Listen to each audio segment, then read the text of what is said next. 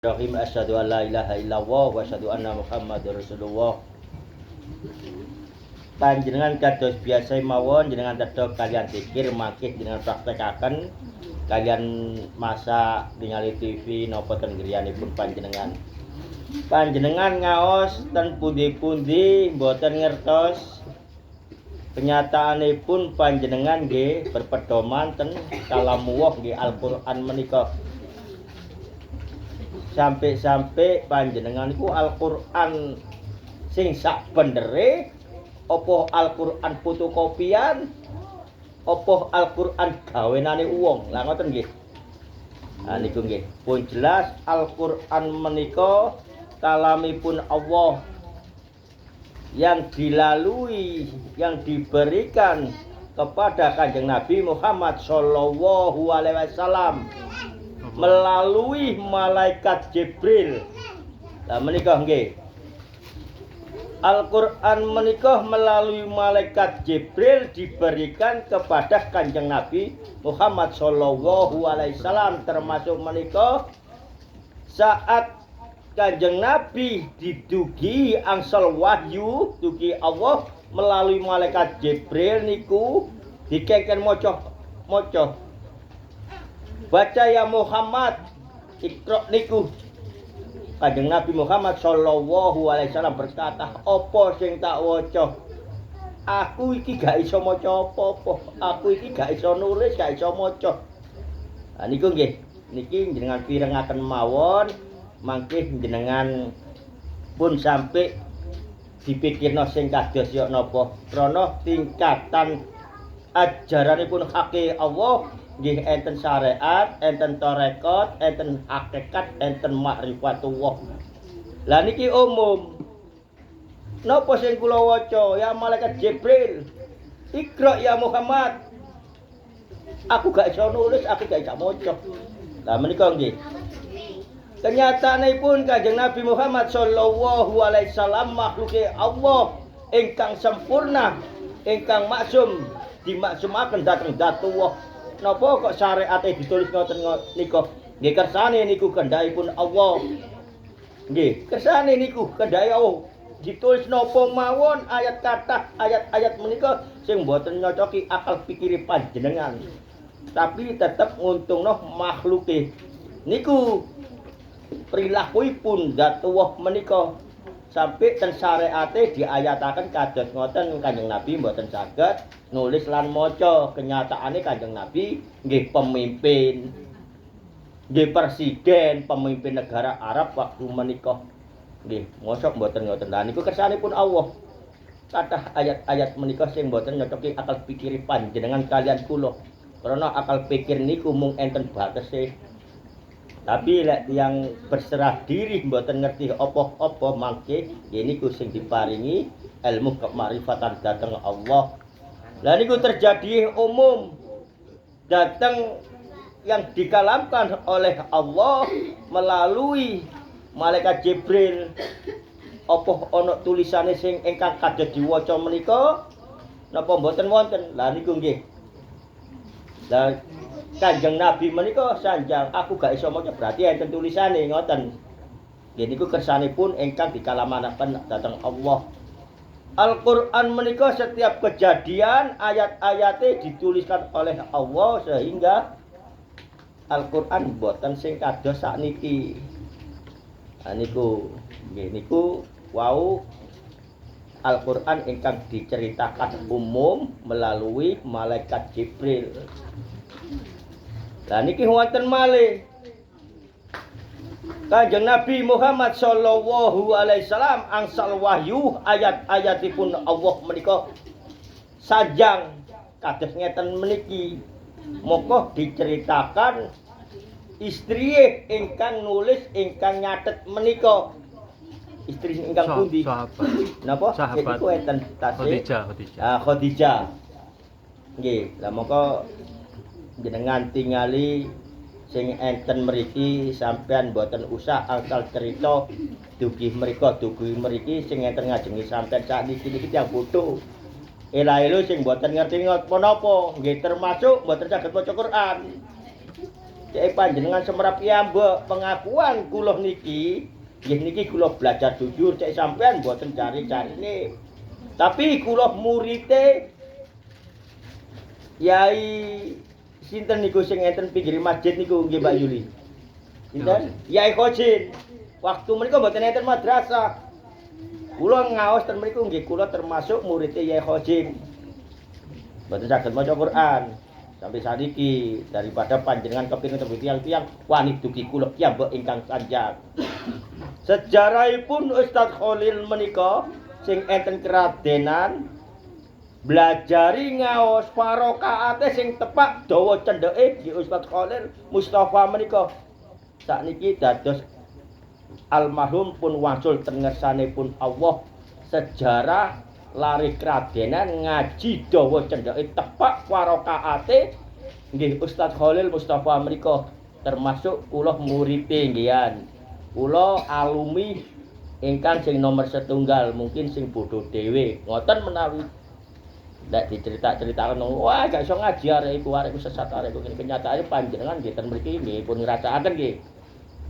Lah niku sesungguhnya Al-Qur'an menika Kanjeng Nabi Muhammad sallallahu alaihi wasallam angsal wahyu Kanjeng Nabi ingkang sanjang dituliskan oleh istrinya. Nggih, Mas Wahid nggih, niki cerita ingkang niki. Jadi Al-Qur'an niku Kanjeng Nabi sanjang Khadijah ingkang nulis. Lah niki nggih wonten istrine. Lek kepingin dadi lungguh enten samping kula menawi ngoten saged ngartekaken saged nyusun mulai setunggal sampai 10 nggih monggo enten samping kula. Boten guyon nggih Mbak nggih guyon mawon boten wong kula sanes sinten-sinten. Lah niku ingkang diceritakaken Kanjeng Nabi angsal wahyu kalamipun Allah. Kanjeng Nabi ingkang sanjang Khadijah ingkang nulis. Lah niku nggih wonten malih Kanjeng Nabi angsal wahyu kalamipun Allah termasuk Al-Qur'an belum menjadi buku ados ngeten niki nggih Kanjeng Nabi ingkang sanjang ditulis oleh sahabat-sahabatnya. Ngoten Mas Wahid nggih. Ditulis oleh sahabat-sahabatnya. Maka keaslian Al-Qur'an sesungguhnya boten nenten farokaate niku bahasaipun Allah. Mongko menika Allah maringi sahabat-sahabatipun Kanjeng Nabi nulis napa ingkang diucapaken dhateng Kanjeng Nabi. Mboten Mas Wahid nggih, mboten enten farokaate. Tapi proses demi proses Kanjeng Nabi pun meninggal. Lalu dikumpulkan lagi sahabat-sahabatnya ini untuk membahas Al-Qur'an tadi yang enggak ada farokaate. Niku nggih dikumpulkan diskusi lalu angsal barokahipun Kanjeng Nabi petunjukipun dugi datuwah menika akhire sing boten enten farokaate niki wau enten farokaate. Lah niku nggih petunjuke dugi Allah melalui sahabat-sahabatipun Kanjeng Nabi Muhammad sallallahu alaihi wasallam. Lah niku nggih. Niki bener salah pun sampean pikiraken tetep sampean pasrahaken dhateng Allah. Lah niku sesungguhnya Al-Qur'an yang dibawakan oleh Rasulullah karena ajaran ada tingkatannya dari syariat, tarekat, hakikat, makrifat niki ten makrifate. Moko umate Kanjeng Nabi meniki mboten angsal sing kados mangke kula critakaken. Mangke panjenengan artiaken piyambak bener mboten nggih. Kanjeng Nabi Muhammad sallallahu alaihi wasallam menika ingkang diceritakaken ten syariat. Tapi umat Kanjeng Nabi Muhammad sallallahu alaihi wasallam menika mangke nggih ngalami kados ingkang sesungguhnya yang diutarakan diucapkan oleh Kanjeng Nabi Muhammad sallallahu alaihi wasallam menika ucapanipun Allah. Ucapanipun Allah. Dadi disyariataken mboten di langsung dugi Allah ngoten mboten. Karena Kanjeng Nabi niku nggih pun maksum. Sesungguhnya kalamipun Kanjeng Nabi, lakune Kanjeng Nabi, gerak-gerakipun Kanjeng Nabi niku sifatipun Allah. Karena 24 jam lebih Kanjeng Nabi bersama Dzatullah menika. Maka sesungguhnya Al-Qur'an menika nggih ingkang boten saged diwaca angsale termasuk panjenengan kalian kula niki ayat niku wau senajan boten enten mulute boten enten mripate berbentuk tulis-tulisan menika niku saged bersuara. Niku saged bersuara saat panjenengan salat lek boten semerap ilmune nggih lewat mawon. Tapi nurut sing ingkang sampean ngerteni kali kula selama niki nggih mung ajaran ingkang umum. Tapi kenyataane di dalam diri niki enten ayat-ayatipun Allah sing berbentuk suratul Al-Fatihah. Mungkin panjenengan mangke mugia mawon semerap bahwa ayat ingkang di dalam diri ini saged keluar dan berkata termasuk suratul Al-Fatihah. Niku dadose singen niku nggih ngoten ayat piyambak ingkang saged ngucap bahwa aku iki surat Al-Fatihah. Niku sampean waktu salat sakniki pun ngertos karena niku bacaan umum, tapi sampean nanti diberi pengalaman datang Dzatullah saat salat enten sampai didiamkan. Maka di dalam diri sampean ada yang membaca suratul Al-Fatihah. Niku nggih, sampai ayat niku keluar. Lek ancene sampean salate sak temenan krana Allah, mboten usah pinter sampean, mboten usah. Tapi lek perlu nggih pinter, kersane saged kali-kali nih. Niku sanjang nggih maca surat niku suratul Al-Fatihah. Niku enten ayat malih saat panjenengan menerami ilmu niki mangke wonten malih sampai di dalam diri panjenengan nggih enten ayat ingkang keluar sing boten enten parokaate.